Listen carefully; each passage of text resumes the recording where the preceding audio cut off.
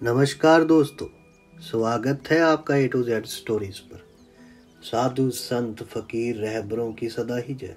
हमारे साथ जुड़े रहने के लिए हमें सब्सक्राइब कीजिए और बेल आइकन को जरूर दबाइए। तो एक बार संत लोग फकीर लोगों की एक महफिल चल रही थी, एक सभा चल रही थी। किसी ने एक दिन एक घड़े में गंगा जल भरकर वहां रखवा दिया ताकि अगर साधुओं या संत फकीरों को जब प्यास लगे तो गंगा जल पी सके। संतों की उस सभा के बाहर, उस महफिल के बाहर एक व्यक्ति खड़ा था। उसने गंगा जल से भरे घड़े को देखा तो उसे तरह तरह के विचार आने लगे। वे सोचने लगा, आहा, यह घड़ा कितना भाग्यशाली है।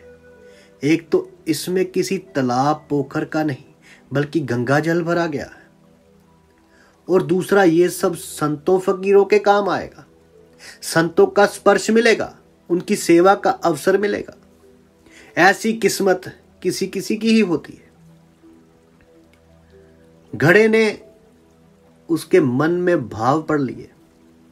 घड़ा बोल पड़ा, बंधु, मैं तो मिट्टी के रूप में शून्य पड़ा था, किसी काम का नहीं था। कभी नहीं लगता था कि भगवान ने हमारे साथ न्याय किया है। फिर एक दिन एक कुम्हार आया, उसने फावड़ा मार मार कर हमको खोदा और गधे पर लाद कर अपने घर ले गया। वहां ले जाकर हमको उसने रोंदा, फिर पानी डालकर गूंथा, चाक पर चढ़ाकर तेजी से घुमाया, फिर गला काटा, फिर थापी मार मार कर बराबर किया। बात यही नहीं रुकी, उसके बाद आवे के आग में झोंक दिया जलने को। इतने कष्ट सहकर बाहर निकला तो गधे पर लाद कर उसने मुझे बाजार में भेज दिया। वहां भी लोग ठोक ठोक कर देख रहे थे कि ठीक है कि नहीं। ठोकने पीटने के बाद मेरी कीमत लगाई भी तो क्या, बस 20 से 30 रुपए। मैं तो पल पल यही सोचता रहा कि हे ईश्वर, सारे अन्याय मेरे ही साथ करना था। रोज एक नया कष्ट, एक नई पीड़ा देते हो। मेरे साथ बस अन्याय ही अन्याय होना लिखा है।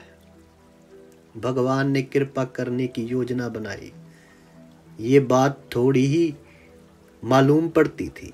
किसी सज्जन ने मुझे खरीद लिया और जब मुझ में गंगा जल भरकर इन फकीरों की सभा में भेज दिया, तब मुझे आभास हुआ कि कुम्हार का वे फावड़ा चलाना भी भगवान की कृपा थी, उसका वे गूंथना भी भगवान की कृपा थी, आग में जलाना भी भगवान की कृपा थी, और बाजार में लोगों के द्वारा ठोके जाना भी भगवान की कृपा ही थी। अब मालूम पड़ा कि सब भगवान की कृपा ही कृपा थी। परिस्थितियां हमें तोड़ देती हैं दोस्तों, विचलित कर देती है। इतनी विचलित कि भगवान के अस्तित्व पर भी प्रश्न उठाने लगते हैं।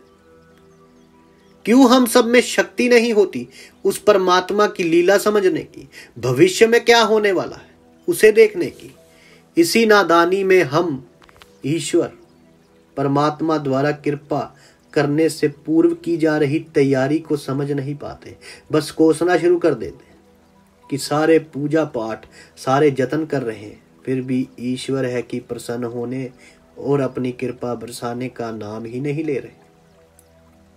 पर हृदय से और शांत मन से सोचने का प्रयास कीजिए, क्या सचमुच ऐसा है, या फिर हम परमात्मा के विधान को समझ ही नहीं पा रहे हैं।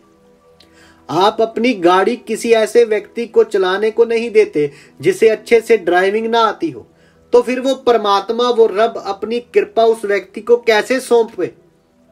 कैसे सौंप सकता है जो अभी मन से पूरा पका ना हुआ। वो फकीर अपनी वो ताकतें कैसे तुम में भर दे, कैसे तुम में वो आनंद भर दे जो अभी तक पक्का ही नहीं है, क्योंकि टूट जाएगा तो बिखर जाएगा सब कुछ।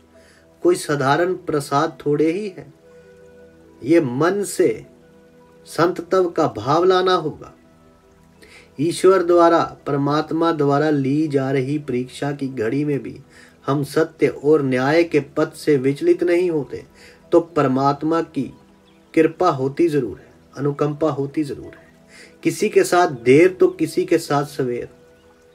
ये सब भी साईं लोग फकीर फरमाते हैं कि ये सब भी पूर्व जन्मों के कर्मों से ही तय होता है कि ईश्वर की कृपा दृष्टि में समय कितना लगना है। घड़े की तरह परीक्षा की अवधि में जो सत्य पथ पर टिका रहता है तो वह अपना जीवन सफल कर लेता है। यदि आपको हमारी ये कहानियाँ अच्छी लगती हैं तो आप हमें सब्सक्राइब कीजिए, शेयर कीजिए, लाइक कीजिए।